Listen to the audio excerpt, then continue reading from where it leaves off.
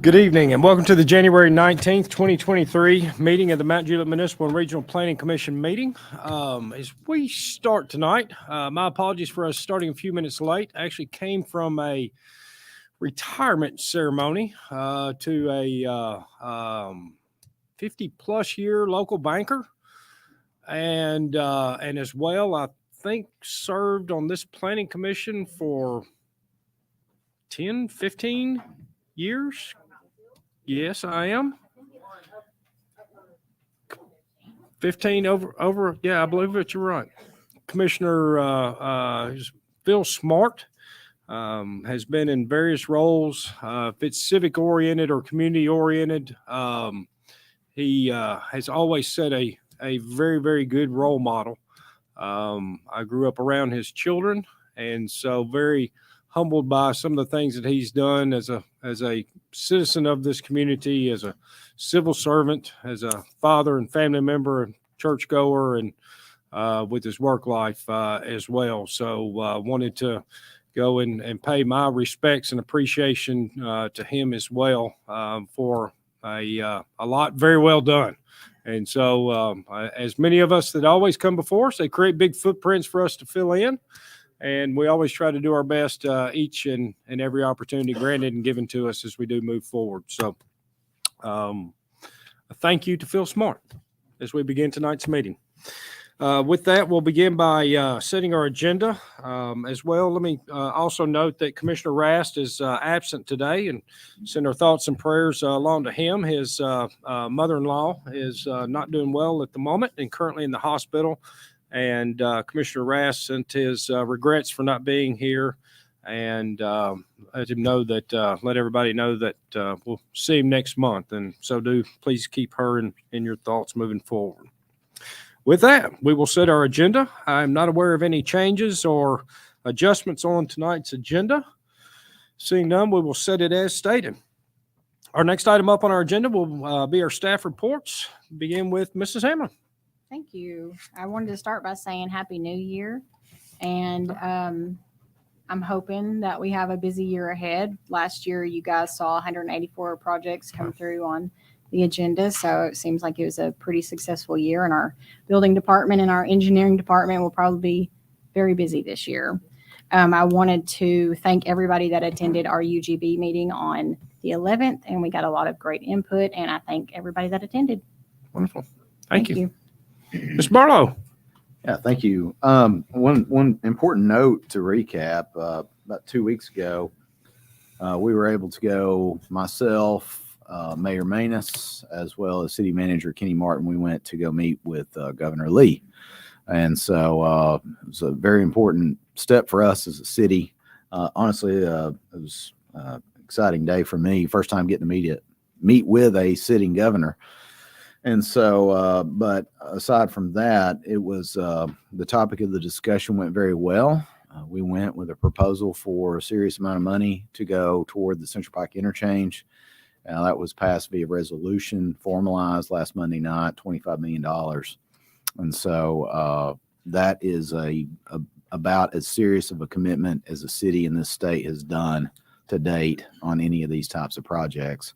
And so I think what was key to us was that there was a lot of projects across the state similar to Central Pike Interchange. The governor actually said about 25 others across the state. But I took from the meeting that we were probably, if not maybe the most serious proposal with the amount of money that we were proposing and the commitment that we were going to make. So I'd like to thank our elected body, both current and former elected bodies. I mean, since we've been here at the city, that we've done a lot for transportation, and we've also been very keen on our spending over the years. That's a credit to the elected body as well as staff. But that brought us to the point where we're able to go and walk into the governor's office and have a serious commitment. And I say that tonight because we'll have one development proposal tonight that we'll have a little bit of consideration of that, but this would be a big deal for the city to have a third interchange. We went so many years just one interchange, and then we have Beckwith Road, Golden Bear. And we're just starting to see some stuff happening out there with some more serious commercial stuff and things that's going on. But the Central Pike interchange, that's going to set us with the proposals that we've seen. So not just that, but a lot of other opportunities for development and more or less, I mean, congestion relief. So it's a big deal. So it was exciting, and excited to see what comes forward from that. That's first step. So we'll see where it goes from here. Wonderful. Thank you, Mr. Barlow. Shorty, you got anything you wish to add? Nothing to add. All right. With that being said, and with one member absent, do want to make mention of this. Presence of 5 members of the commission shall constitute a quorum for the transaction of business. Chairperson, at his or her discretion, may wait up to 30 minutes after the scheduled meeting time for a quorum to be present. In the event that a member is required to leave a meeting or prior to adjournment, the departure causes a loss of quorum. No further action may be taken until a quorum is restored other than an adjournment. Majority vote of those commissioners present, in no case less than 4 affirmative votes, shall be required to decide any item of business requiring action by the commission. Next item up on our agenda tonight will be our citizen comments. At this time, we will take citizen comments. Public is welcome and encouraged to make public comment about any item that is on our agenda tonight. There will be 2 opportunities for you to make comments. You may speak now, or you may speak when the item is presented to the Planning Commission. We do ask that you limit your comments to 3 minutes or less. And as I say that right there, I know sometimes when we get here with the full house, if everybody wants to speak, more than welcome to everybody come up and speak. And so if you're up here speaking and you see me kind of raise my hand at you like this, that's just an indicator that you're right there around 2 minutes. So if you can kind of summarize right there, try not to gavel anybody, be respectful for everybody, but also want to be respectful and mindful with this many people, give you an opportunity to speak. So kind of consolidate your comments and focus them and try to keep them under 3 minutes if at all possible. And we would greatly appreciate that. And that does allow everybody that opportunity should they want to speak as well. So if anyone wishes to make citizen comments now, please come to the microphone and name and address for the record. Seeing no citizen comments this time, we'll move forward with our, oh, here we come. Yeah, come on up. My name is Francis Saylor, and I live at 160 Southwest Cook Road, the place that they're wanting to build right beside of me. I want to know about my safety and security, especially with the little narrow roads on Central Pike right there, what they're exactly going to do and why they're going to do it. They're disrupting me, my family, my neighbors, the animals. And my safety is not a factor to no one here but me. And y'all are pushing this on me to the point where I have to pick and choose my time to go out of my house and down the road. So what are you going to do for me and mine? Thank you. You're welcome. Any additional citizen comments this time? Seeing no additional citizen comments, we'll move forward with our first item on the agenda, and that is our item 2.1, Planning Commission regular meeting minutes from December 15th of 2022. Do we have any adjustments, typos, errors, additions, omissions? Seeing none, looking for a motion in regards to this item on our agenda. Motion to approve. And a motion? A second. All those in favor signify by saying aye and raising your hand. Aye. Against? Abstentions? So approved.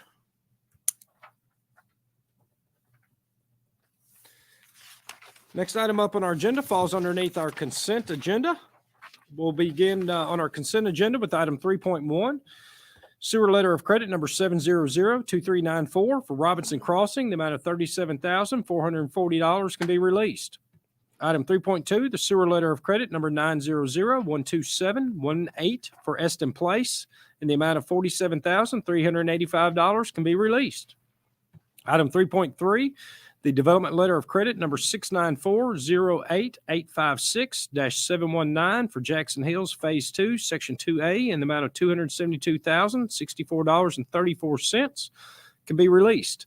Item 3.4, the development letter of credit number 694-08856-711 for Jackson Hills Phase 1, Section 1C in the amount of $188,196.81 can be released.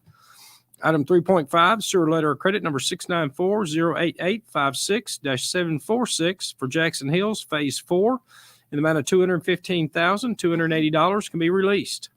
Item 3.6, review the final plat for Stewart's Landing Phase 2 located on South Mount Juliet Road. Item 3.7, review the site plan modification for Walmart located at 300 Pleasant Grove Road, Suite 600. Item 3.8, review the final master development plan for Beckwith Business Park, Phase 1, located at 5158 Beckwith Road. Ms. Hamlin? Thank you. Staff recommends approval with any conditions listed. Please be added if it is approved tonight. Thank you. Very well. Thank you. Mr. Barlow, anything you wish to add? No further comments. Wonderful. This time we'll call for questions, comments from the commission. Seeing none, call for citizen comments in regards to any item on our consent agenda. Anyone that wishes to make comment, please come to the microphone and name and address for the record. Seeing no citizen comments at this time, we do need to close our planning commission meeting in order to open a public hearing. The public hearing is in regard to item 3.6 on our consent agenda, which is to review the final plat for Stewart's Landing Phase 2 located on South Mount Juliet Road. Anyone wishing to make comment during this public hearing on that item is welcome and encouraged to do so. Come to the microphone and name and address for the record. Seeing no citizen comments at this time, we'll close the public hearing, reopen the planning commission meeting, and at which time I'm looking for a motion in regards to the items on our consent agenda. It's a motion? Second. A second. All those in favor signify by saying aye and raising their hand. Aye. Against? Abstentions? So approved. The next items, our next several items, the remaining items on our agenda this evening are all recommendation items back to the Board of Commissioners. As such, I just want to make a note for everybody with some changes recently as recommendation items and not necessarily voting items. A positive recommendation item does move an item to the Board of Commissioners for its ultimate and final decision.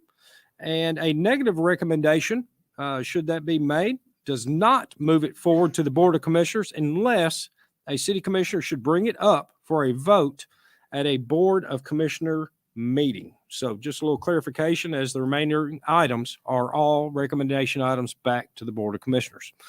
So our first one up will be item 4.1, which is a recommendation item to the Board of Commissioners.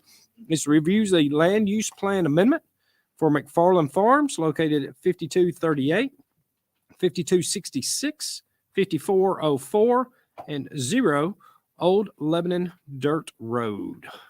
Ms. Hamlin.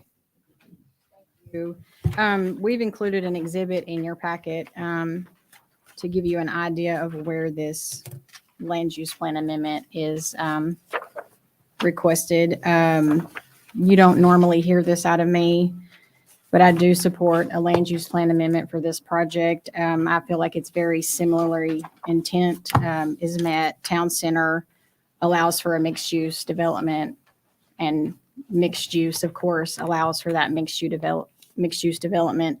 In fact, I put in our staff report tonight that if we ever do a land use plan amendment or overhaul of the entire map, I'd like to see us be a little creative and try to allow like zoning to match the land use.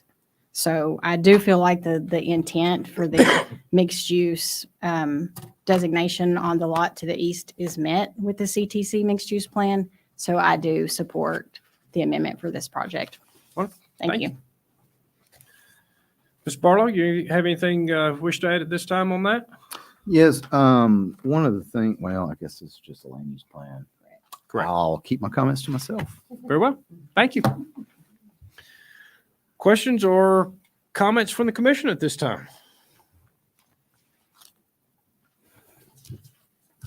Seeing no, Commissioner Cunningham. Yes. Back to the recommendation item number 7, not recommendation, but the variance and waivers, number 7 on this. Staff supports 70% brick, 30% hardy board.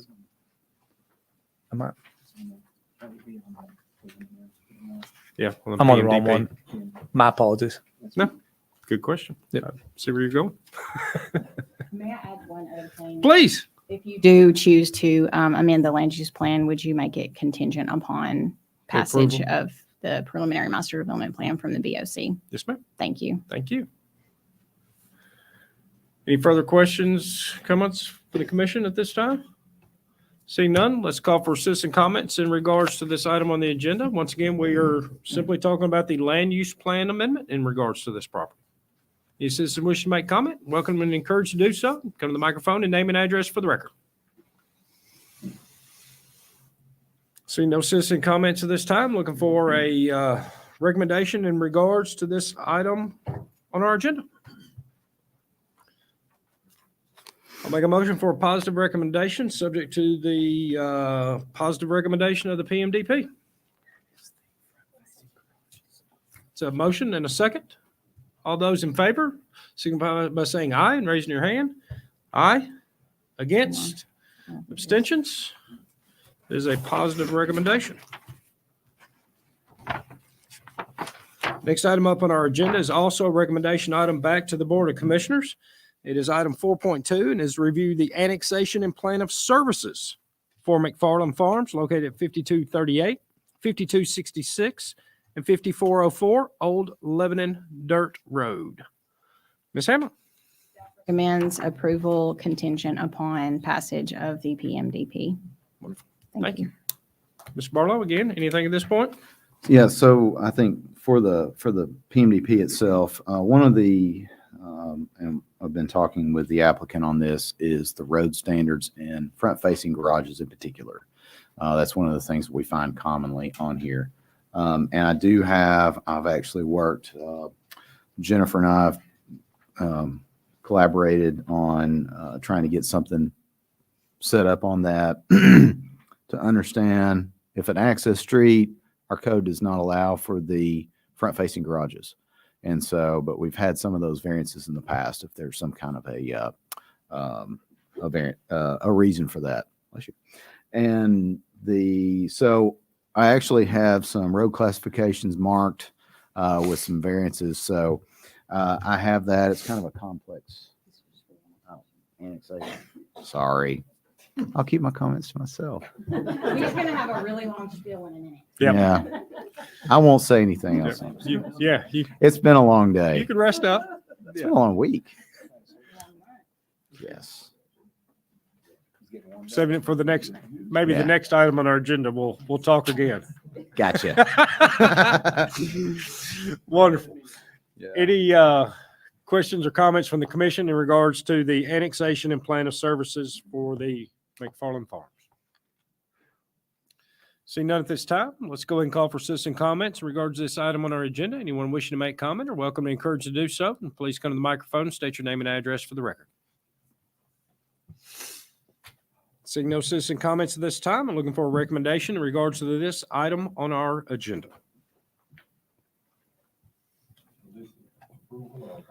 This would be a recommendation, positive or negative recommendation for the annexation and plan of services. It's a positive recommendation, subject to the PMD getting a positive recommendation. Second, is your second hold? So it's a motion and a second. All those in favor signify by saying aye and raising your hand. Aye. Against? Abstentions? That is a positive recommendation.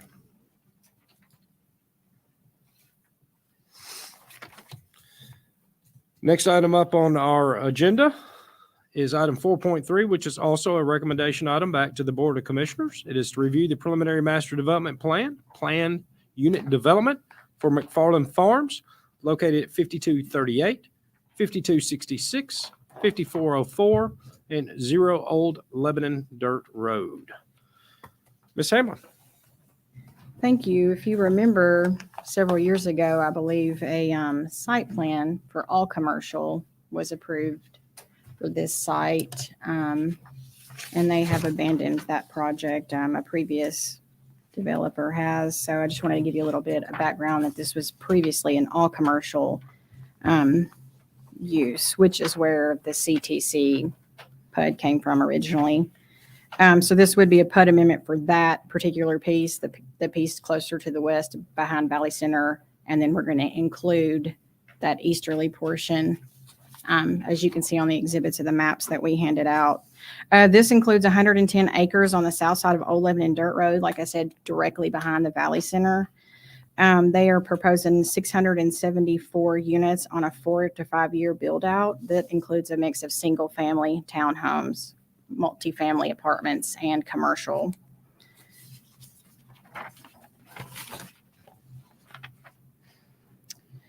As I stated, the development timeline proposes a 2024 groundbreaking and that 4 to 5 year build out. Phase and plan includes 3 phases, which are located in the packet. You can see that a large portion of the multifamily and single family are included in phase 1, and then they move on to the commercial in phase 1C, I believe. And then they finish up that portion adjacent to the Stoner Creek Elementary for their last phase. Also included in your packet was a floodplain map, and I'll let Andy and Shorty go over those improvements that will be made as part of this development. Specific uses for the commercial portion of the development have not been identified as of yet, but we have asked that they be identified should this project move forward at the final master development plan stage, so we can pin down correct parking and those types of things for the commercial aspect of this development. They have asked for several variances, and we supported most all of them.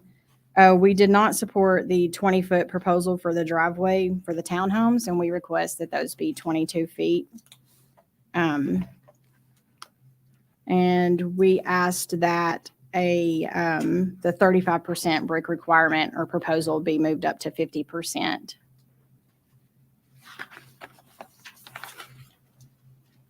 They have asked for a variance also for the height, and you have been provided a letter from our fire marshal stating that he supports that request. I wanted to note the 41 acres of improved open space that they've identified on the plans, approximately 37%. You can see the amenities that they're proposing here, and one includes an amphitheater, which would be a great gathering spot for the residents and others throughout the community for this development. That's all I have. We recommend approval with our conditions listed, and I'm here to answer any questions. I'm trying to be brief on my comments because I believe the applicant has a presentation for you guys tonight as well. Thank you. I'll pick up from where I left off, so as I don't, I've been accused of talking too much. So basically, as far as the street classifications go, there is a variance that would need to be requested for a portion of those. We would be okay with some on the access street on some particular roads, Road B being one, would be one, and then there's some other portions that we feel like that connect to the neighborhood to the east or the property to the east, having those be access lanes. I ran that by the applicant. Jennifer and I talked about it. Matt White and my deputy and I talked about it. I have an exhibit color coded. It's too much to really go over right here, but that would be one of those things that I would like to have included as a condition, and also with a recommendation for that variance for the front facing garages. There are some that it wouldn't be a broad variance. There are some streets that I feel like you would not want to have the front facing garages, particularly Road D. I think that's going to be heavily traveled road, especially for the back portion of the neighborhood. So I will note, I think on the overall plan, there's a lot of good here. They do have pretty significant improvements to Old Lebanon Dirt Road. We've outlined those in there. I think the timing of which probably is something to be discussed, but Old Lebanon Dirt Road in that area is 18, 20 foot, maybe.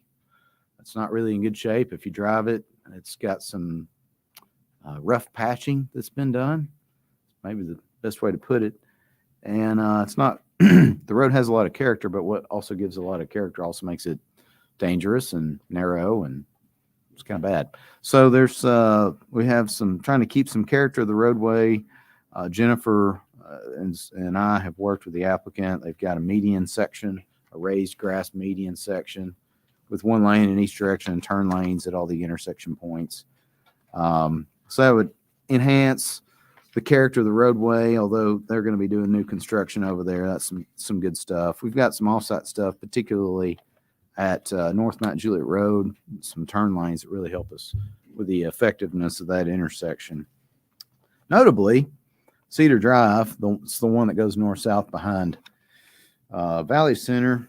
We've tossed around how to attack this. It's too close to the signal at Weston Drive to do anything there. And we've tossed this around. Do we do a right in, right out years ago? How do we do this? Tossed around the idea of a one-way. As it's shown on the plan, you go to sheet C 1.01, it's shown as a one-way northbound roadway because there's a lot of cut-through traffic. It's not really a great place for people to be taking a left out. And we can make ourselves feel good and say that we can make it a left, right in, right out, and put in a little splitter island. But we all know that's going to be abused left and right. Might as well either have a full access there or one way, honestly. I don't think we would be doing ourselves any service other than just patting ourselves back on the back if we said it was a right in, right out. So as it's shown right there, it's one way. I think that's up for some discussion. I got some comments in our Public Works Engineering comments in there as well. So comment number 3. And so I think there's probably some other discussion, so I'll shut up now. Thank you. Yeah, the flood, we're working with their engineers on the floodway issues. And the majority of the commercial site is where that is located. The single family and the townhomes are completely out. So their phasing is going to work really well.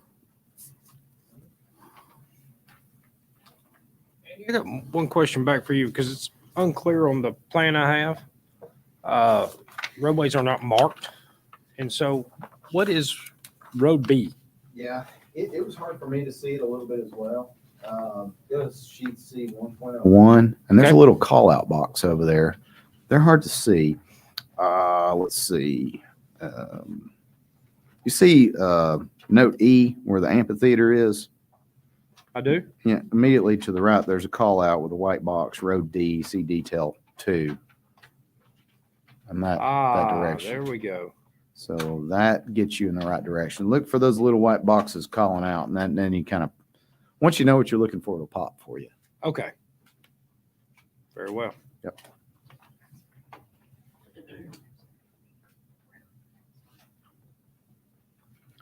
Nice. With that, questions or comments from the commission at this time? Let's go ahead and please, Commissioner Floyd.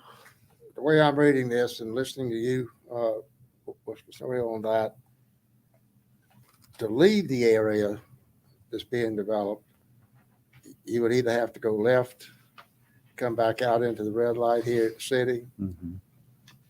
at railroad track at east of it, West Division and Mount Juliet Road, or either go back out and hit Old Lebanon Dirt Road and go towards Lebanon, or come back to the same area. You agree that that's going to run pretty smooth with a development of this size? Well, based on the improvements, well, I'd say there's not a lot of traffic demand on the east side of Old Lebanon Dirt Road right now. There is some, but it's not anything like it is on the west side. Our big constraint at that intersection is the fact that there's just one lane heading westbound at the intersection at that signal, and you can really, it's difficult to explain it, but just by having a dedicated left turn lane, we can improve operations there dramatically. And so just that left turn lane really increases the operations. Based on the traffic study, it functions acceptably well. There is some capacity, good capacity at that intersection, especially if they do that left turn lane, which they're committed to do. Well, did the traffic study show how many cars they would expect to gain on that road? I can get that for you. Give me just a second. I don't think it was part of our package.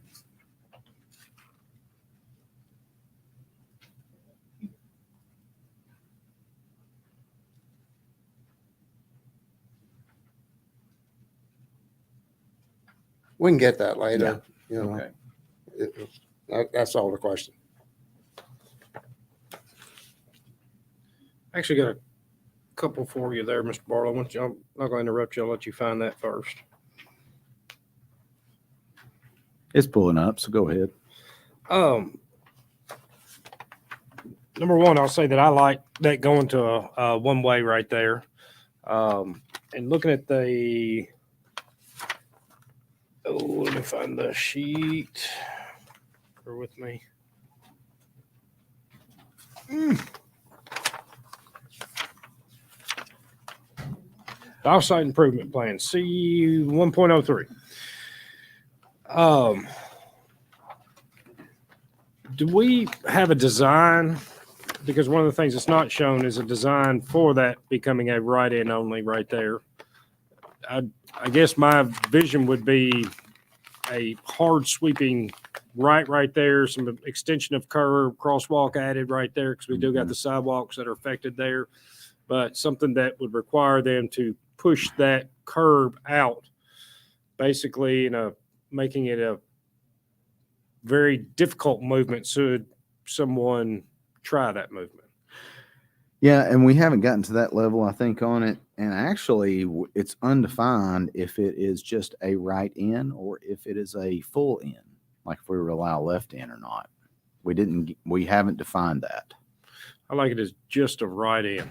I mean, northbound movement only is the only one that could get in there. I'll say the advantage of that is that it really is going to help prevent the wrong way movements. Yes, I agree. That would certainly be a comment that I would add to it as it added, or if it moves forward. The other thing right there, looking at that movement, two things that came to me. One is, I already said that I like that one way there on Cedar Drive. It looks or appears, especially with your background, I know that you look at this really closely. The improvements at the section of Old Lebanon Dirt Road, along with this right here. We still don't want to restrict traffic for the retailers down in there, particularly their 18-wheelers. Mm-hmm. Do you anticipate with improvements at Old Lebanon Dirt Road and Mount Juliet Road, an 18-wheeler being able to make that movement to get to the back of the shopping center to unload? Or will the design on this right in on Cedar Drive, trying to figure out how the retailers will be serviced from, I think their dumpsters are on their back, their 18-wheelers often unload back there. How are we going to safely get them in and out? Yeah, and that's one of the things, I mean, as we've talked through this, the consideration of how the back of the house stuff is served for Valley Center. It's pretty narrow. A truck, any kind of a decent sized heavy truck, particularly like even a smaller, maybe a 50-foot food service trailer, something like that, can't turn around and go back out Cedar Drive back to head south. They're going to pull in like AM Asian Cuisine, Calabria. They're going to come in there. They're going to pull in behind. They're going to come likely from Mount Juliet Road, pull in off behind over there, merge back on, go up to Cedar Drive, take a left on Old Lebanon Dirt Road, and take a left at the signal. Okay. My hunch is, in fact, I saw a food service truck coming out, taking a left today. I didn't see if he came from the back of the house coming behind one of those restaurants or not. My hunch is that that's already what they're doing today. Okay. I'd have to go out there, basically stake it out and see what's happening. Okay. I do know from the dumpsters, the ones in the front, their service from Mount Juliet Road. I see that fairly regularly early in the mornings. School buses. Yeah. Yeah. So, yeah, and that's what I was just thinking, how we don't want to, it's an improvement to me, taking it to a one-way street, but at the same time, you don't want to, I mean, those businesses have been there a long time. So don't want to restrict their accessibility and do something that would in turn affect them negatively as well. Yes, and that's one of the things. I mean, because you get into some kind of negative impact on them serving them as a business. But my take on it is that that is the best and highest use of service for serving the backside of those buildings. If they were to come a different way, they could still go loop around through the parking lot of Valley Center. If they were coming maybe northbound, they could access. They've got a lot of internal accessibility from Mount Juliet Road, multiple access points. So I'm not worried about them getting service if they were coming like from the north, coming like, from Old Lebanon Dirt Road, heading south, turning in, that type of thing. I think they can still go do that. So looking at the volumes, this is based on the traffic counts from this traffic study, and the left turns from Cedar Lane to Mount Juliet Road, the left turns out in the morning is 62 vehicles in the morning peak hour. That's the total hour, and 55 in the afternoon. Compare that, Mount Juliet Road in the morning has 1,400 cars heading southbound. So you kind of get a magnitude of, but some of the other movements, the right turns from Mount Juliet Road turning in there, which would be the only allowed movement we would be considering tonight. 91 in the morning, 259 in the afternoon. That actually would warrant a right turn deceleration lane, but there's really not much room. No. We could do some improvements to get the vehicles off, I think, with a good design. By comparison, Old Lebanon Dirt Road, the people taking that same movement heading left in the mornings is 164. So if you added those two together, you're getting up to 226 is what you're looking at. In the afternoon, there's 154. So you're going to be 209 taking a left. So, I mean, with a dedicated left turn lane, that's the numbers today. Well, actually, that's actually with the development. That's with the site development. This is total traffic. I'm sorry, I might have not said that. No. That's with the site traffic in there. And so a typical turn lane, you can service that pretty well with a dedicated turn lane. Okay. So also leading me to another question. With the considerable amount of right-of-way improvements, not only on Old Lebanon Dirt Road, but at Old Lebanon Dirt Road and Mount Juliet Road, do any of these improvements require or are subject to them purchasing right-of-way, or does all this improvement work without such? They do have to do right-of-way acquisitions at the corner at Mount Juliet Road.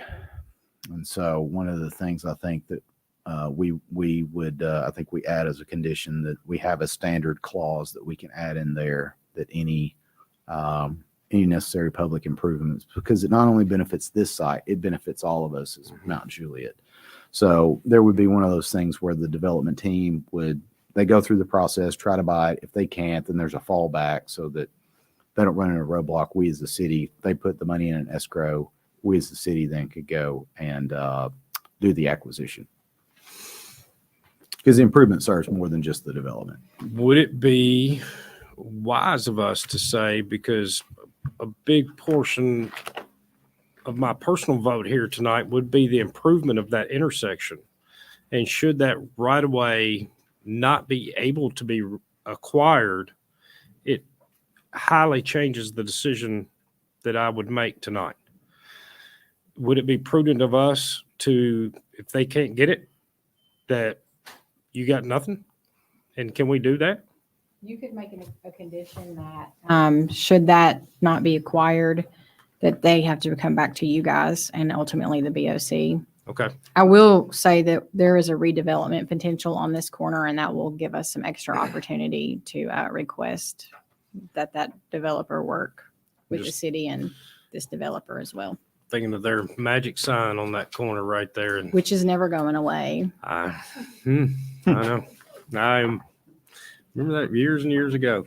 All right. So we're leading to one more question. I see all these improvements on C-103. And see the townhomes. I don't see, which is in my opinion, as somebody that's been down that road many times, the old Lebanon Dirt Road and East Division connection right there, particularly your right-hand movement is a blind movement. You can't see left very easy, and East Division is accelerating rapidly as far as the traffic movement with the addition of Golden Bear. Particularly myself, I have a high tendency to bypass Mount Juliet Road, go Golden Bear, Beckwith into the backside of Providence before I take Mount Juliet Road through Providence.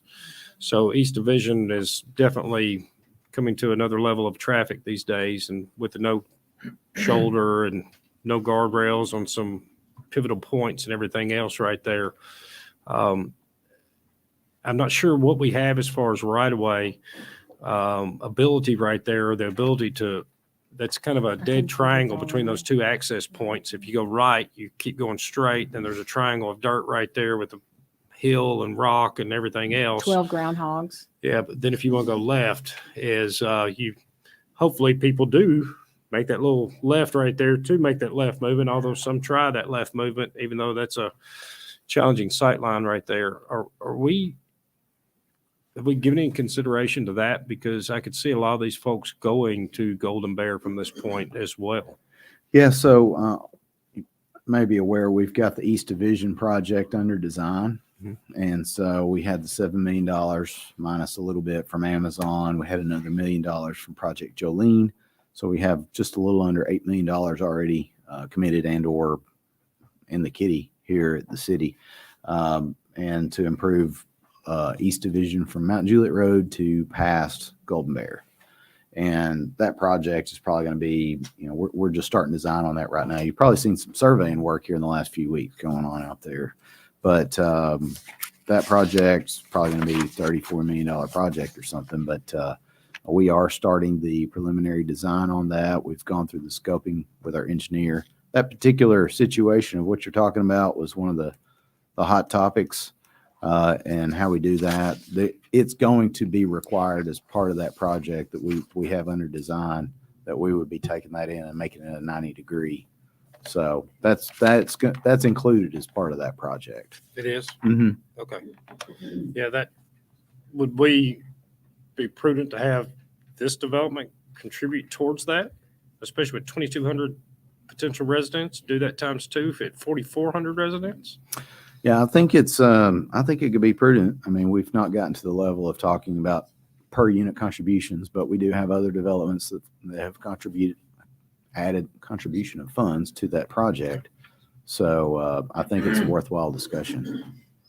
Perfect. On the right-of-way, we do have the standardized right-of-way clause that if you wanted to include that as a condition for anything that might if the development team had to require or acquire any right-of-way, we have a pretty good clause. It's we've been adding to those. Okay, great. So I would say add that as a condition.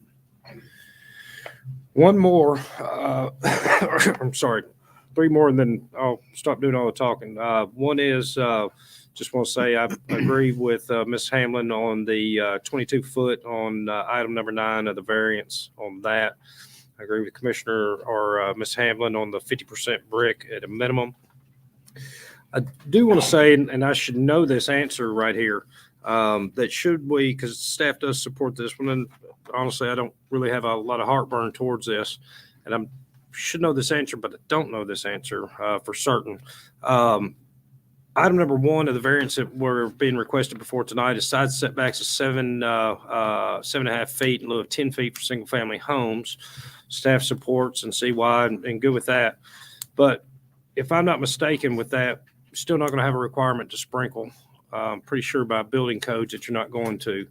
And not asking them to sprinkle these units out there on these, but in other municipalities, when you get closer together, one of the requirements that they have, and this could be a building code. I don't think it is. I think it's something that you set forth out there, but the exterior walls of the houses to be hung with a 5/8 fire rock on the inside versus standard 1/2 inch standard drywall. Gives you another hour of fire protection should something happen when you're bringing these in closer. So that's a comment that should we move forward that I would add that as a requirement to add a 5/8 drywall on internal exterior walls so that that would include an attic. Should they do a gable side of the house that creates an attic, that you have to take that 5/8 drywall into the attic as well on those. It is something that I'm aware of that Metro Nashville does. Familiar with their building code, but I think that's something. I don't know believe that we that's have it in our building code, but I don't think it's for 7.5 feet. Okay. I can text Mark. It might be a little bit closer. Yeah, I agree. In 7.5 feet, you're getting there a little bit closer. Just I think comes to play on the 5-foot side setbacks, but I'll text Mark while you guys Okay. continue to talk. okay. But that is definitely a building code on the width Yeah. between homes. And that's what I think. I think it's around 4 or 5 feet normally on the setbacks there in Metro, but I don't think it's quote unquote it's 7.5 feet. You're only 2.5 feet off of that, really. Something incremental to cost could help a few people should something ever happen. The only other final comment that I have, then I'll stop all my talking here. My other concern is that a lot of these improvements, i.e. the first improvement says right here, improvements to this section of Old Lebanon Dirt Road shall be constructed in phase 2. And then I have another comment on the far section over there that this shall be conducted before phase 3. My only concern with those are constructed in phase 2 or constructed in phase 3. I personally would like to see those changed before phase 2, before phase 3 is even allowed. My big concern is that phase 3 will never materialize.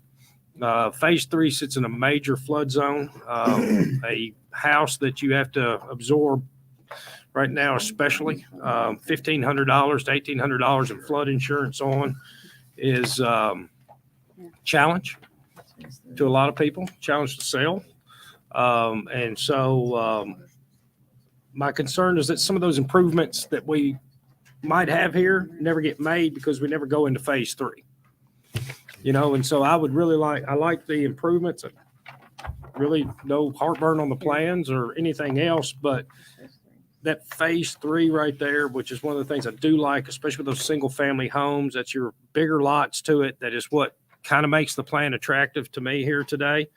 I just got concerned that phase 3 will never materialize.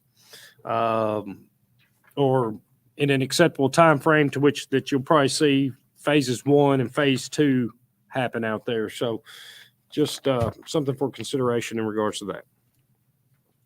And that's all that I have. With that, any commissioners, questions, comments, please? You want to go? Paper, rock, scissors. Commissioner Cunningham. Okay. There All we right. go. One, I just echo the points about Cedar Drive there. That if you've not been on it, it's dangerous. It's super dangerous. Trying to make a left-hand turn out there on Mount Juliet Road, and it's not just the fact that it's at a busy place; it's the angle. It's a really hard angle to make a left out. So I think it's a great opportunity to make an improvement here. Question: this is outside of my expertise. I want to ask anybody who's been involved in this. Yeah, the Valley Center there. Sure, we all know it floods, and it floods a lot, really bad. Is there opportunity here with this being an adjoining property to offer any relief, since this butts up against that area right there, to offer any relief to the massive flooding that occurs in the Valley Center shopping center? Yeah, it's been a lot of the discussion is how we can make sure they don't flood anymore. And, but our rules say we can't make them do, any kind of mitigation, but we're all working together where we can help that. So. I would say, I think if you look at the flood zone map that's in with our packet, you can see, the whole southern half of Valley Center is in the flood zone. Mhm. And the spot down there, Calabria, it's touching the floodway. And which that's where all the damage is occurring. And that's where you get your high force of water. And that's what happened just, I guess, 2 years ago. And so, by codes, we have a lot of flood zone here. That's where all the commercial and apartments, retail is at. That whole area, they would be obviously looking to do some cut fill balancing. You can cut from one area and build up the rest. So instead of it all just being one gradual area, that's all that water's heading right toward Valley Center. You're actually going to take some down and build the rest up. So the force of that water can get redirected. Instead of being directed toward Valley Center, it can be directed toward the bridge where it needs to go. And so, some of the things to consider and how they do it, they cannot, as part of the development requirements and just basic good practice, can't increase any, any impacts downstream. And so that's part of it. They also are bound. They can't fill any more dirt than what they take out. I mean, they literally cannot fill anything extra in the floodplain. So, but maybe some safeguards to that. I think as we go through it, you could do maybe just a few % more of cut versus fill. That could create a little bit more storage area potentially. Probably wouldn't impact the plan really all that much of what they have. There's probably some other things you could do. Their overall runoff is making sure that that's lower than the peak flow coming off the site, what it would be otherwise. And so there's some design tricks that you can do to really kind of help the flooding right there. As it sits, and probably the best way to think about it, that land is sitting there. It's farmland, cut for hay mostly. And it's not doing, that land as it sits is not doing any flood control whatsoever. There's no detention. There's no better balancing of materials to kind of help direct the flow back toward the creek. Nothing in that regard. That land, as you can kind of see it in the map, think about it this way. Sorry about that. This water's all coming down through here, and it's this stacking up in this area. It's backing up here, and that's just pressuring on the backside of Valley Center. So as they do their cut fill balance, they bring this line down, and it's directed more toward the bridge where it needs to go, and it's directed less away from Valley Center. So, I was making sure that we've got some design safety factors in there, and we can incorporate whatever we want to, I think, as far as the design plan to help make sure that we're doing the right things to help. But I think there's a lot of things, but having the actual engineered outfall controls of the pond, we know what to design for. We can have them over detain the ponds to make sure that they're actually creating less peak flow in conjunction with the creek, however that might be. And so those are some tricks that you can have. So I think it's a worthwhile discussion. This piece of property floods heavily. Thank you for that. And the last thing, this may be written somewhere, but with the 30% board and batten potential variance given here, is it defined that board and batten is going to be a fiber cement product, or It's not defined. so it could be vinyl? I've seen board and batten that's vinyl. That's why I'm bringing it up. You would be amazing if you added a condition that it cannot be vinyl. I think I'm going to lean towards that. Yeah, because I would never support that either. All right. Thank you for clarifying. Thank you for bringing that up. I did get an answer from Mark Kirk. 10 feet between homes would require an hour fire rated wall. So the 5-foot side setbacks would require that additional. You're welcome to add your comment, of course. And also I wanted to point out that if you look at the Exhibit D, the FEMA map, Phase 3 is not included in the flood area. The commercial portion and the multifamily apartments, that would be included in that section. Very good. Thank you. Commissioner Hefner.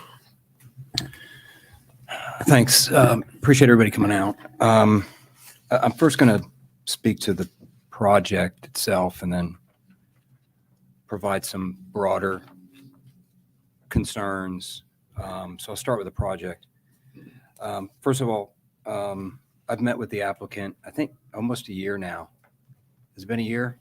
It's hard to believe time has gone by that fast. So on several occasions. So I do appreciate you reaching out and making those efforts and getting my input and feedback. As most, if not all, projects or PUDs that come into my district end up requesting some time, and I almost always accommodate. So I do like the single-family homes. We have a shortage of single-family home products in Mount Juliet, which is driving high-density housing, apartments and rentals. Honestly, I wish I didn't have to review another high-density apartment complex. I don't know that that's going to happen. So I do appreciate you making the efforts to put some single-family home products in the market and in a price range I think that's going to be affordable.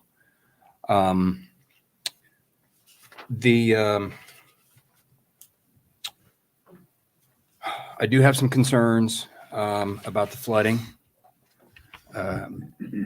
It seems like, and right now, and speaking to Mr. Barlow, the detention ponds are rated at 100-year flood. Honestly, every time it rains, I think it's a 100-year flood event over there. So I'm going to request that the specs on the detention ponds meet and or exceed a 500-year flood event. I hope that that's going to suffice, but I do and will acknowledge that this will have a positive effect on the flooding that's happening in Valley Center now, given the detention ponds and the redirecting. Mr. Barlow stated it's a grass field. So there will be, I'm expecting some big improvements there. The other thing I'm going to note is on the roads, and I appreciate your comments, like minds think alike. All the road construction needs to be done prior to the first CO, and I'm going to make that a condition. So all the road constructions as part of this project need to be done before the first CO. I'd like to see the reduction, and I think after we met, I don't know that it was captured in this, but last time we met, I thought I requested that you reduce the townhomes and increase the commercial. Is that reflected in this? Okay. It didn't appear as though it did, but it still seems like a lot of density, a lot of townhomes on that. So you can address that in your presentation. I feel like you've got one coming. Sure. So, since, Hang on. Name and address for the record. okay, Tulsi Patel, 210 Lakecrest Drive, Mount Juliet. Since we met last, I think we had over 200 townhomes. So we've dropped the count down to 196 that it is. And I think the conversation that we've had that we wanted to get the single family and the townhomes ratio 1-to-1 as close as possible.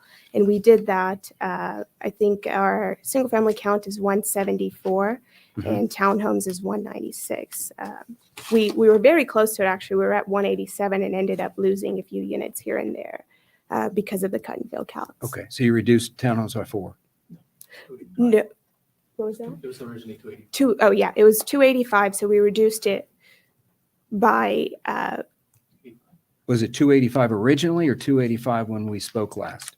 it was 285 originally, and then when we spoke last, we had dropped it to 215, now it's at 196. Okay, so Yep. you made some efforts there. Okay, thank you. Mhm. The net result is there's still a lot of density. And not only is a lot of density, it's coming very quickly. I see your build out time frame here of 4 to 5 years. That seems very aggressive, and it seems very aggressive on the number of residents, which based on this report is going to add 2,225 people within a 4 to 5 year period of time. So those are my comments on the project itself. And overall, my concern is Old Lebanon Dirt Road and East Division. You're putting a lot of cars on an already extremely dangerous road. I drive that road sometimes 2 or 3 times a day, coming back and forth to my farm, going out the Golden Bear Parkway. Given the commercial retail that's going to be built out there, and probably Mount Juliet's worst kept secret potential of a large retailer that's going out there, is going to drive significant traffic. I didn't say the name. It's going to drive significant traffic on East Division Street. It's dark. The shoulders are in some spaces non-existent. You have drop-offs that are in excess of 15, 20 feet. No guardrails. Ironically, you have one of the largest road construction companies headquartered there. And with that brings large trucks. It brings large, heavy equipment that's running down that road. I can't even imagine adding a single car to that road until that East Division Street is widened. For that, I can't approve this. I think it's a great project. I just think the time is way off. I'm also, and this is more of a heads up, and this is a recommendation. This is not a vote tonight. So this will go to the Board of Commission. And this is just a heads up. And to the point about the cost, Andy Barlow mentioned it's close to $35 million to widen East Division Street. So we're going to be working on setting up a special assessment area on East Division and Old Lebanon. And there's going to be some aspects of Golden Bear Parkway that's going to incur the cost of Mount Juliet having to widen East Division Street. And with that special assessment, it's what we call a freestanding district. First thing we have to do is we have to get preliminary engineering design plans completed. And then we also have to get estimates from contractors of what it's going to actually cost. Our estimate is over 30 million, but I'd like to get more definitive costs associated with that and timelines to build. This project will directly impact East Division Street, directly. And my concern with approving this or giving a positive recommendation on it is the health, safety, and the welfare of the individuals that are going to be living in this development, given all the reasons that I stated. So I don't know if we'll have I certainly don't think the preliminary engineering is going to be done, and certainly the costs associated with the widening. But just know that if this is approved by the BOC, this project will be part of the special standing district that will help repay the cost to the city for having to widen East Division Street. So that's really more of a heads up on that. Again, it's too early. It's too soon. Great project. I wish it was somewhere else. Golden Bear Parkway, which we've got plenty of capacity on that road. It's just a bad timing. It's just bad. And South Mount Juliet Road or North Mount Juliet Road heading to the interstate is already congested. My understanding from a school board, Latrell, that we do have school capacity. So they said the additional residents would not have a great impact on the schools. So that's good there. But again, for me personally, we have to have the roads in place prior to these developments, and these developments that are going to have a direct impact on the roads. And right now we're looking at a road that is extremely dangerous, and I can't put more people at risk to drive up and down that road. So those are my comments. Thank you. We understand your concern about the traffic heading east on Division. I think that we realize the infrastructure upgrades that are necessary around this project, and we're providing the improvement package for Old Lebanon Dirt Road all the way starting from intersection of North Mount Juliet Road to the most eastern boundary of our project. So we do realize that, and we're happy to have the conversation with staff. We have a traffic study in place, and we want to see what that warrants. Correct. Yeah. Yeah. And I will add this, and I do appreciate all the road improvements you're putting into this. And I think it's almost near $2 million. Actually, our total offsite improvement cost is over $4 million. Yeah, I Lane- think there's some costs in there that really should not be considered offsite improvements, but I don't want to get into that now. But what we will look to do at the BOC is provide some level of credit back to you. So you're not making the road improvements on the west side of 011 and Dirt Road, and then also having to pay an additional amount on top of that to cover the cost for widening of East Division Street. So there'll be some percentage of credit back for those road improvements you're making on the east side. So, and we can get more into that at the BOC, and Andy will expand on that there. But that was really more just kind of a heads up. So let me ask real quick, any further questions, comments by the commission? Seeing none, welcome to make your presentation. Well, we'll call for we've- representation to the project. We've already talked about most of the stuff that I was going to present. All in all, we're very excited about providing a town center to this corridor. It's going to open up so many great opportunities for Old Lebanon Dirt Road. There's some large tracks there, and we really hope that by us providing some of these infrastructure improvements and providing single-family townhomes and apartments to the housing stock, it's really going to open up some opportunities for the future.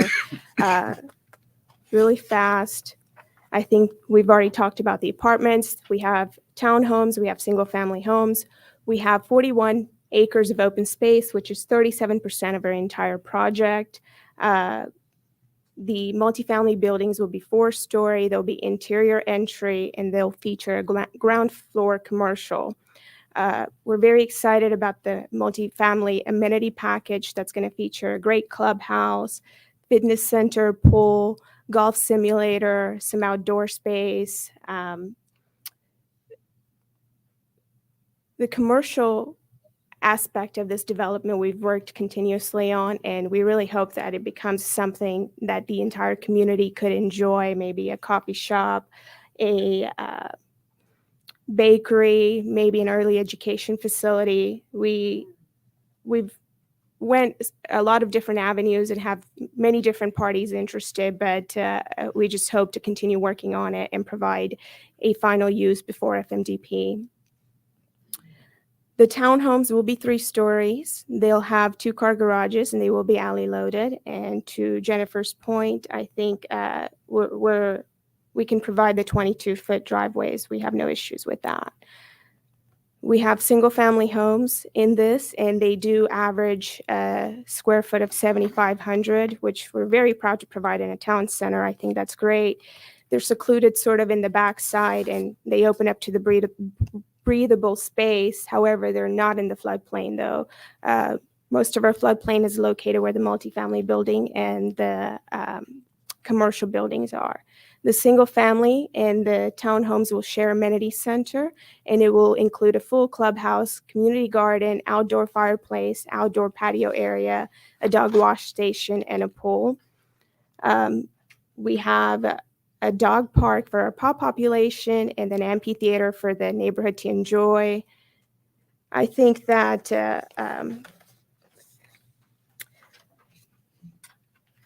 by providing various amenities in the development, we've created a town center mixed-use development that provides a wide range of housing options and commercial opportunities. The walkability and the connectivity incorporated within the plan is to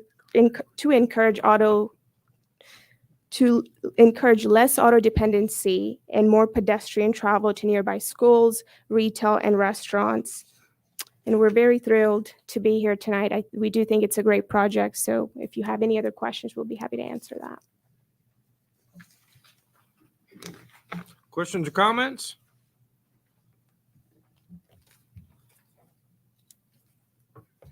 I got one that's kind of off, and I just forgot to ask it a minute ago. There's that little green piece that is still in this like red boundary right there. That is still green. If you look at it on the PMDP, this little green, what is that?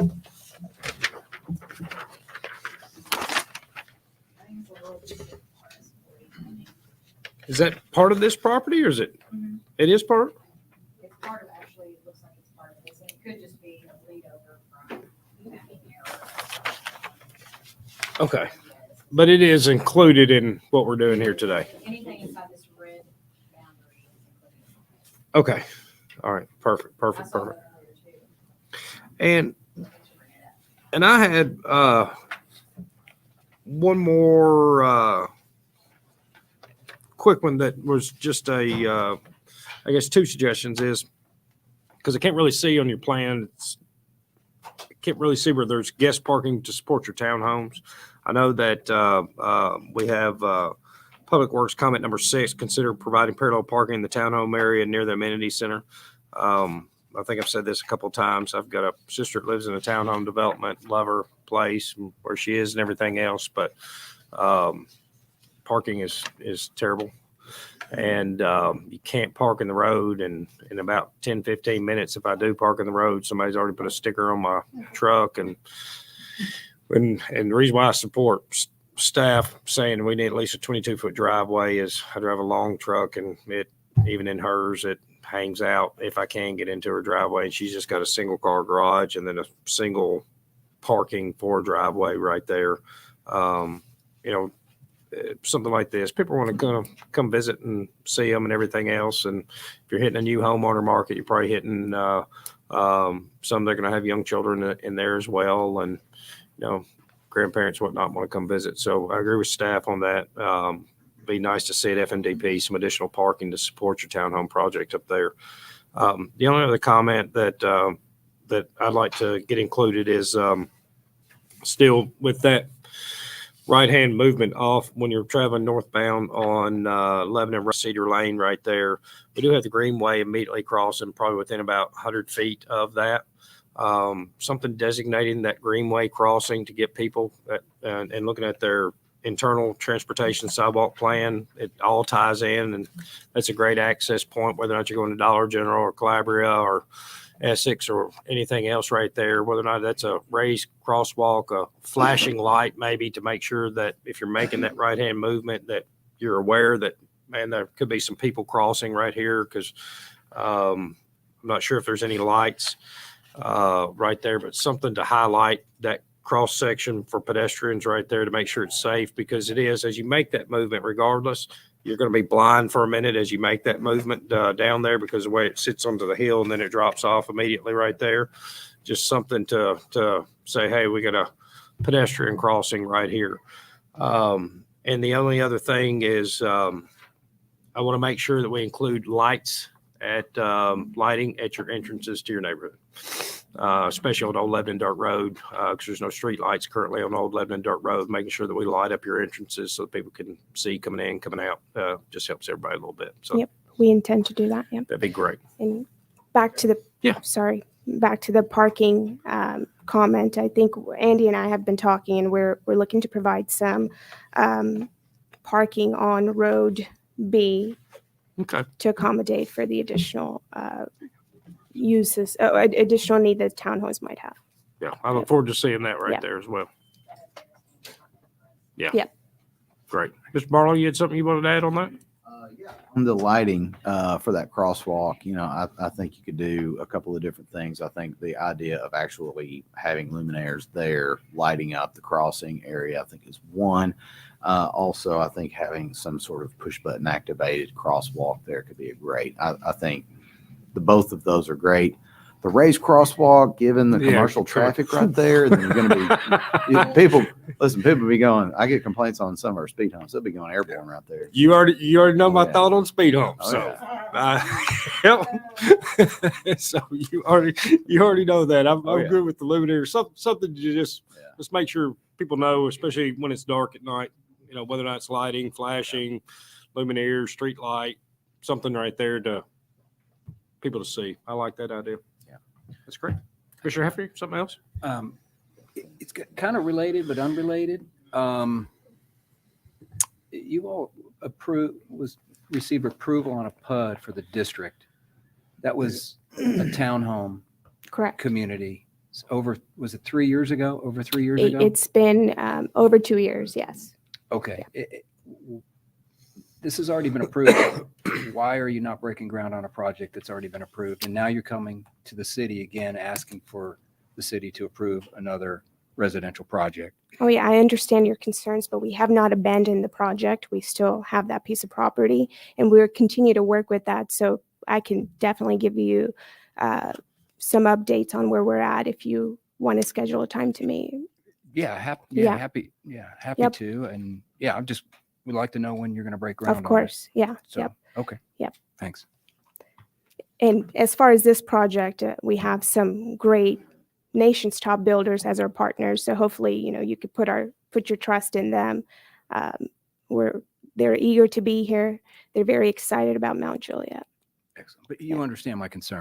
Absolutely, yes, Okay. yep. But I'm happy to go over updates that I have with you regarding the district. Okay. Yep. Further questions, comments? Thank you so much. This time, let's call for citizen comments. Turn my microphone on. This time, let's call for citizen comments in regards to this item on the agenda. Any citizens wishing to make comment are welcome and encouraged to do so. Please come to the microphone and state your name and address for the record.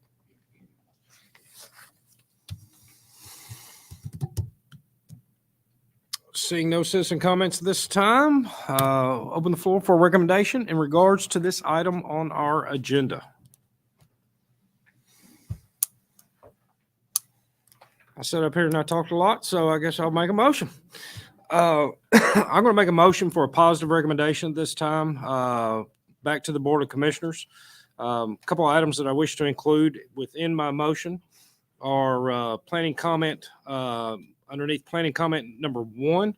I do support the variance on the setback requirement, but would like in any area affected by that to add the comment to require 5/8 fire rock to be applied on exterior walls, including attics if side gabled as such. Planning comment number 6, I do support the staff at a 50% brick minimum, and also wish to add the comment, also support the B&B, but B&B to be defined as a fiber cement board on the B&B. That no vinyl product. Also on, I guess, planning comment number 9 on the variances, the townhome drives to be at 22 feet per staff's recommendation there. Underneath public works comment number 3, that the added that on the right end section onto Cedar Drive. Basically, I wrote it as right in with the extension of by extending the northern curb to prohibit any additional movement. So should that be closed to one-way traffic, we design it as a right end, that there's a something there, extension of concrete curb, whatever staff so deems at that point. Seems to me we're talking about Cedar Drive right there, that at the access point where the greenway ties in, some sort of illumination, flashing light, crosswalk button. Kind of leave that up to staff to determine, but something so that at nighttime crosswalk is defined right there and able to be seen by that movement. Front facing garages on road B only. I'd also like to add a condition that if the right of way is not gained to the or obtained, that the project must come back to Planning Commission as a recommendation item back to the Board of Commissioners. And also within that, or if the county or state does not allow such improvements as well. We're talking about county roads and state roads that are being improved. We have some recent experience with the state, with us approving something and the state telling us no. So I'd like to see it come back before Planning Commission and Board of Commissioners should these improvements, much needed improvements, not be made. The detention pond to meet or exceed the 500-year flood. I would like this decided at the VOC. I don't think Planning Commission is a good place for this, but a contribution for the improvements at Old Lebanon Dirt Road and East Division to be determined by the Board of Commissioners. And also agree that road improvements prior to the first certificate of occupancy being issued as well. So those would be, that is my recommendation and additional comments as such. For a positive recommendation.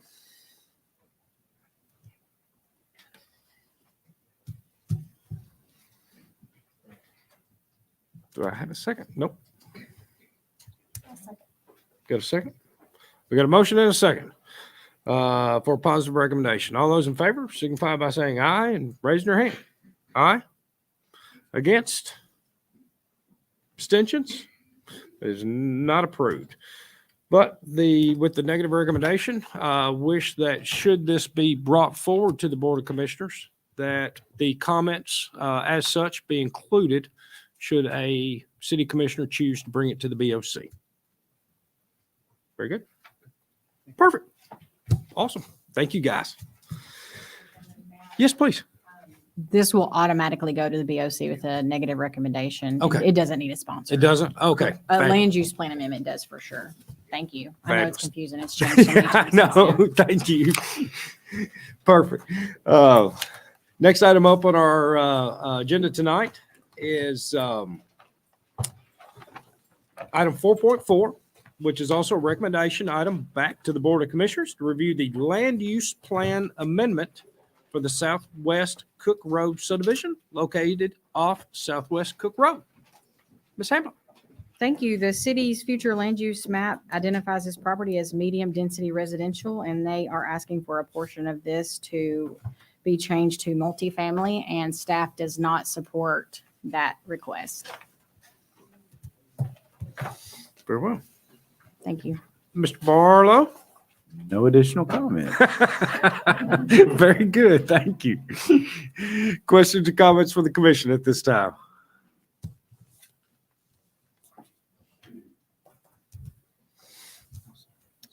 Please, Commissioner Heffer. I'm going to sound like a broken record, so I apologize. I have the same issue and concern here. Central Pike, pretty much anything south of Interstate 40.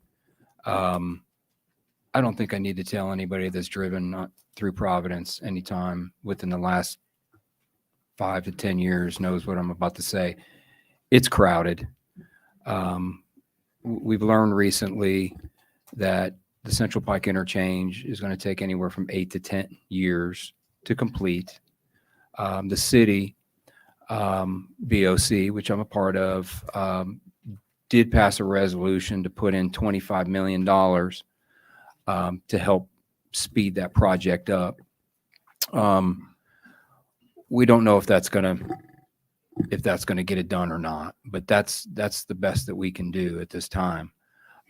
That being said, without a clear sight of when the Central Pike interchange is going to be completed and when South Mount Juliet Road is going to be completed, adding additional residential and some of this high density housing out in that area of town, I just can't do it. I just can't.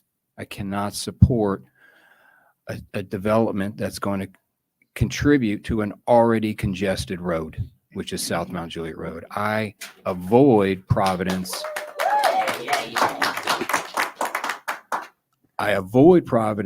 Because of that. I ran for District 3 Commissioner because of the congestion, specifically in Providence. So I cannot support development until these roads have been well underway in construction. So I'm sorry, probably a great project. But it's just about 8 to 10 years, call it 8 years too soon. I'm sorry, just can't do it. Further questions or comments from the commission? This time, let's go ahead and call for representation of this project. If you wish to, or-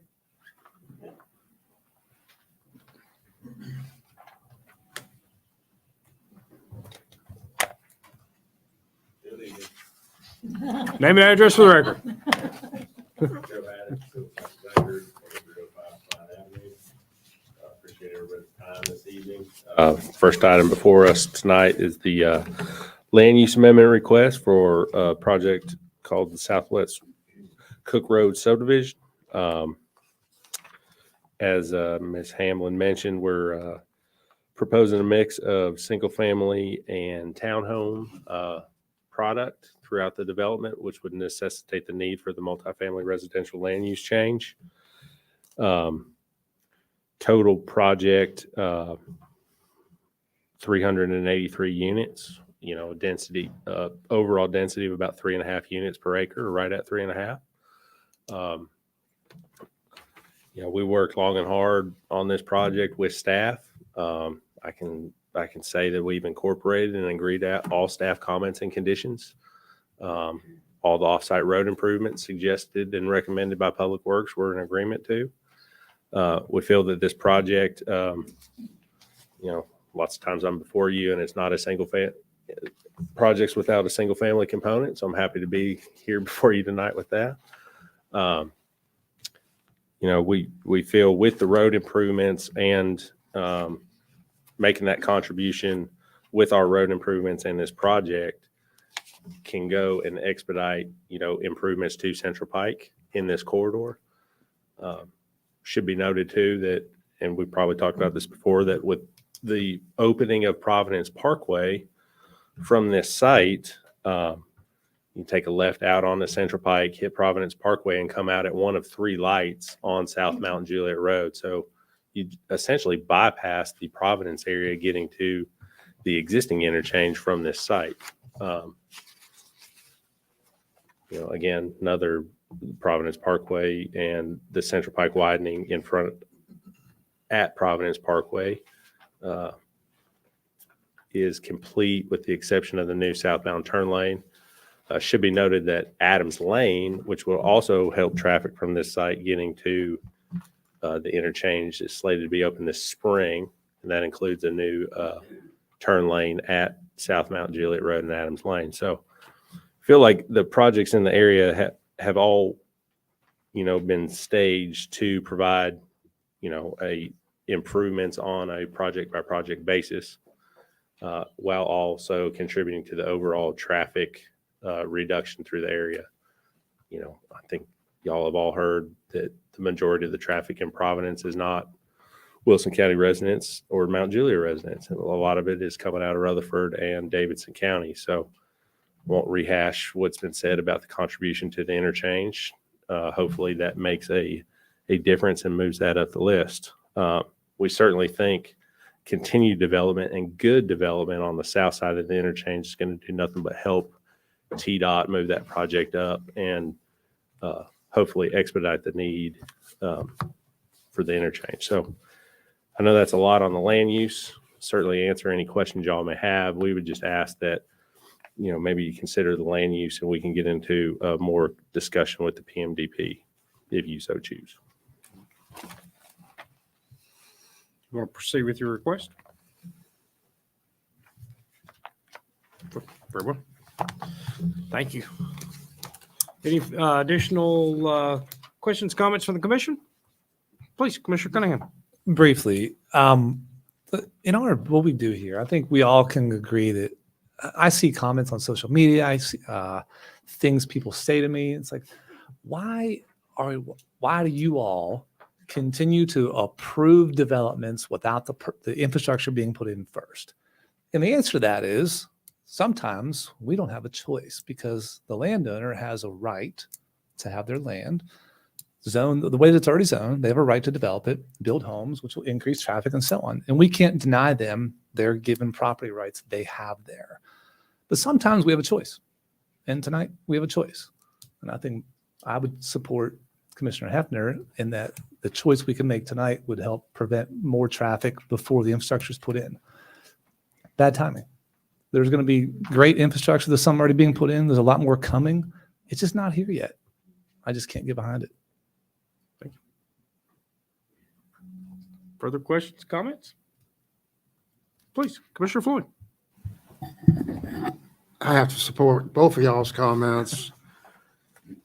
when I retired as a police chief in 2008 in the city of Mount Juliet, it looked to me at that time, the Central Pike would be finished in a couple of years. And I'm not being facetious towards you, the commissioner, or the city. And then I run for city commissioner for 4 years. I kept being told a couple of years. And tonight on this board, you mentioned maybe 8. I read something in the newspaper about that this last week, I guess. And again, with no one specific fault, I think money had a lot to do with it, as far as the state helping with the bridges and whatever, the interchange. But I could never support a project like this on any land in that area without the interchange being open. That's all. Very well. Thank you. This time, let's go ahead and call for citizen comments. Anyone wishing to make comment is welcome and encouraged to do so. Please come to the microphone, name and address for the record. I normally only let one time, but I'm going to let you twice because you're right next to it. Well, I don't see nobody else. I know. Come on up here. Name and address for the record. Francis Sailor, 160 Southwest Cook Road, Mount Juliet. What I want to know from you all is, you're wanting to build on a dead-end road, and you want to put a goat there, the restaurant. If you can, Ms. Saylor.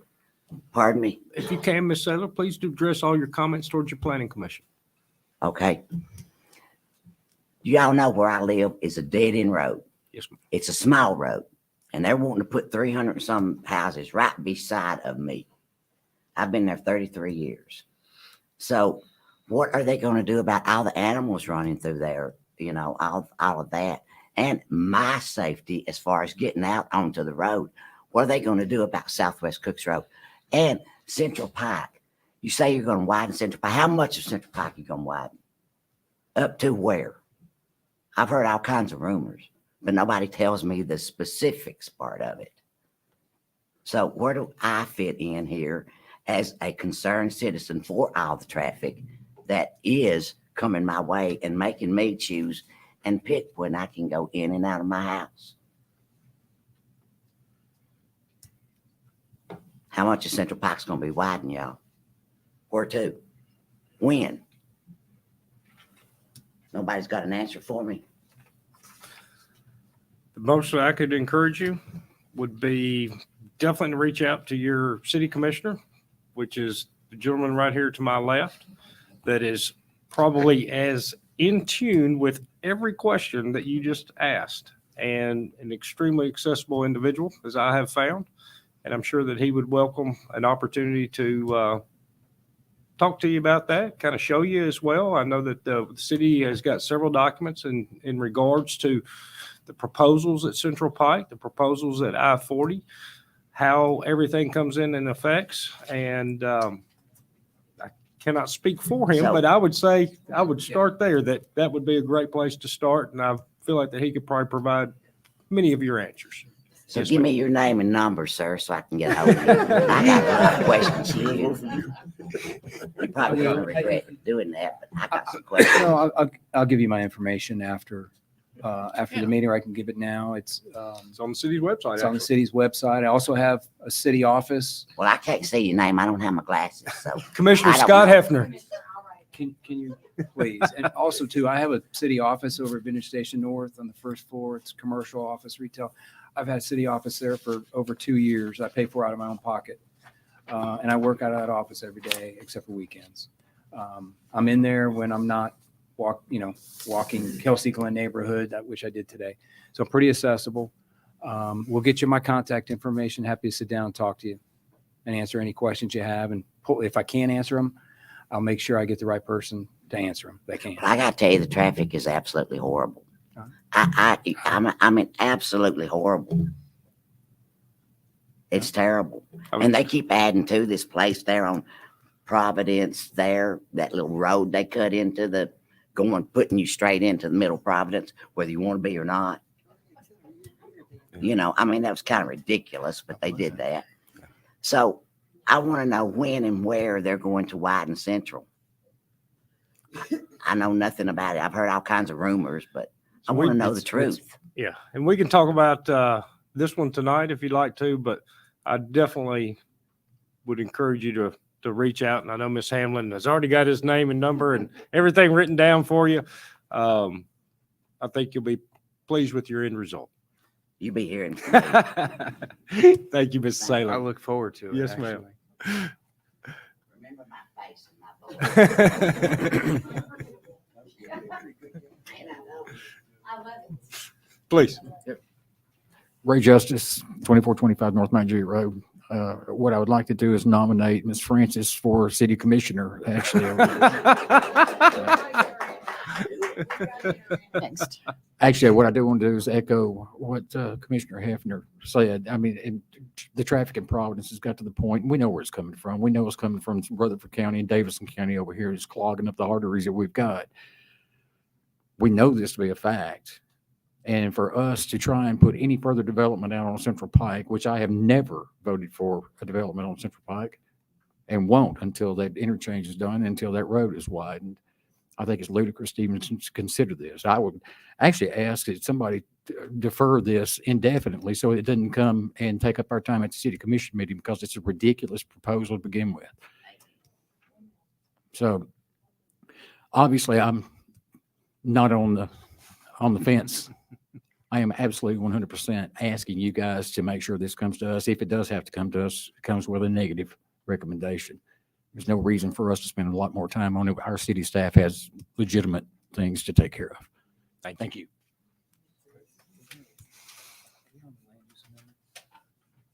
Yeah, that's just him.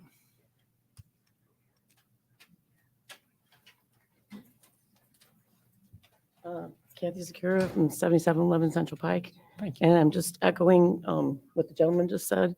Thank you, Commissioner Hefner, for making that recommendation to nix this plan. I'm sorry, I've got a little bit of a sore throat. But I just echo the same thing about with the basis of the traveling issues. And I can't see the multi level units.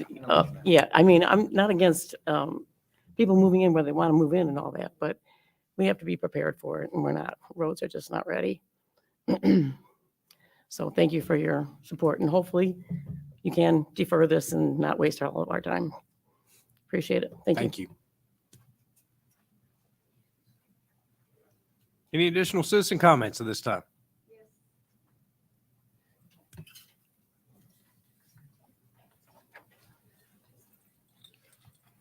Hello, I appreciate the opportunity. Lisa Viator, my husband Mickey and I have lived at 560 Southwest Cook Road for 25 years.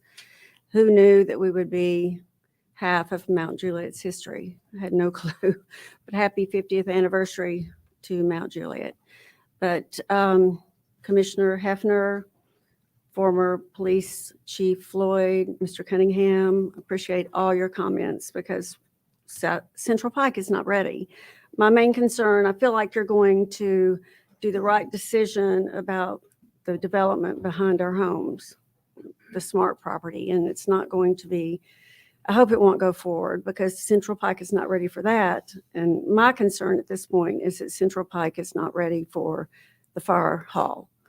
I would like to at least bring that to your attention. See, haven't been to any meetings about that. I don't know what's happening with it, but Central Pike is, if you turn right out of Southwest Cook Road and go up a blind hilly curve past Diane's property, there's the fire hall. There's an emergency and the big fire truck is pulling out and going east or west, and there's nowhere for anyone to pull over.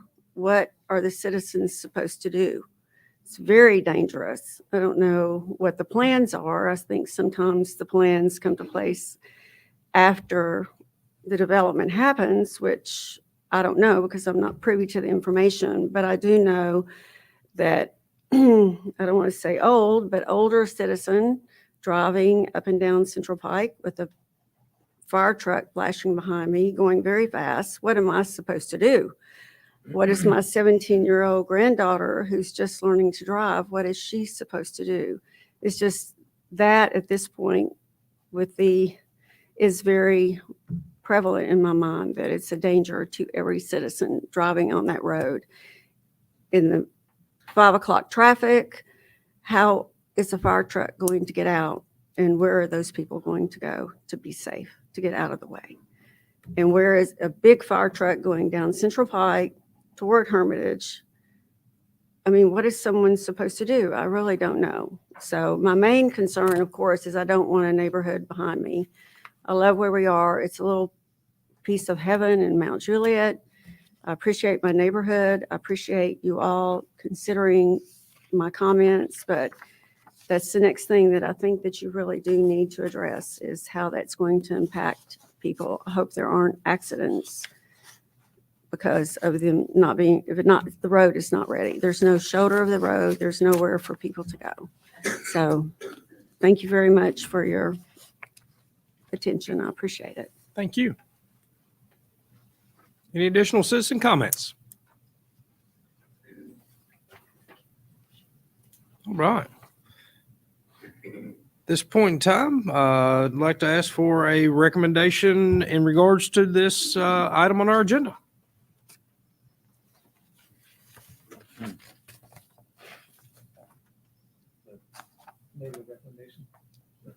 It's motion motion by Commissioner Cunningham, second by Commissioner Searcy for a negative recommendation.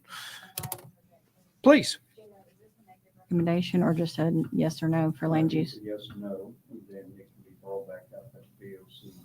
Oh, so this is not a recommendation, it's a voting item. So that is for a no.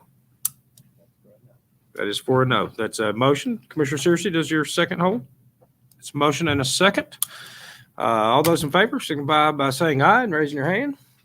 Aye. Against? Abstentions?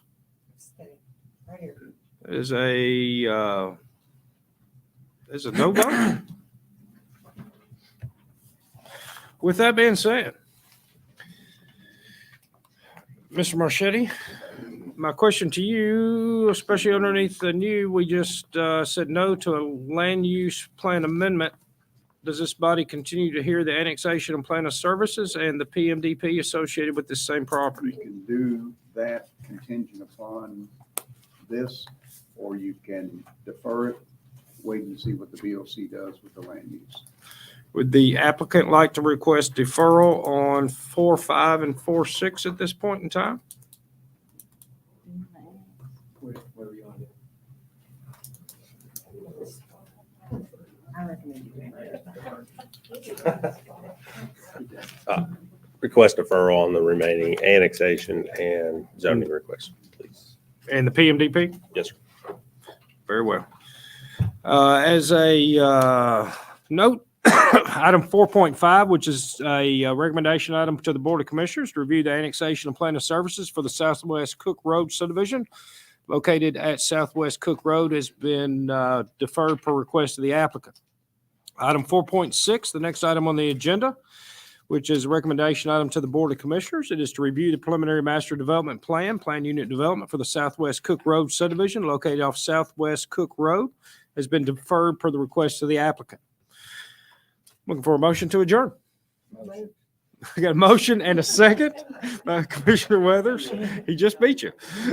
All those in favor signify by saying aye and raise your hand. Aye.